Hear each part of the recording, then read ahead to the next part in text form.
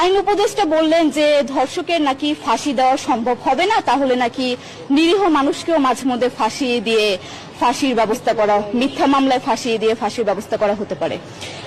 আইন উপদেষ্টার কাছে আমার প্রশ্ন, আল্লাহ না করুক আজকে যদি আপনার কাছের কেউ, আপনার বোন অথবা আপনার স্ত্রী অথবা আপনার মেয়ের সাথে যদি এরকম কোনো কিছু হতো, আপনি কি আসলে এটা বলতে পারতেন যে না ধর্ষককে ফাঁসি দেওয়া যাবে না? কোনোদিনও পারতেন না। আপনি সবার আগে তার ফাঁসির ব্যবস্থা করতেন, সম্ভব হলে নিজের হাতে মেরে ফেলতেন। তাহলে আমাদের বেলায় কেন এত বৈষম্য? আমরা কি দোষ করেছি? আমরা কি নারী না? আমরাও তো কারো বোন, আমরাও তো কোনো বাবার সন্তান, আমাদেরও তো বেঁচে থাকার অধিকার আছে, তাই না?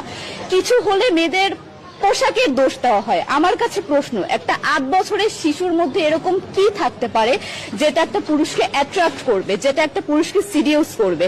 সেরকম হলে আসলে ধর্ষণ করা হতো সবসময় প্রাপ্তবয়স্ক মহিলাকে, কিন্তু আমরা আসলে পরিসংখ্যান গবেষণা করলে দেখতে পারি যে ধর্ষক সবচেয়ে বেশি করা হচ্ছে শিশুদেরকে, কিশোরীদের সবচেয়ে বেশি ধর্ষণ করা হচ্ছে।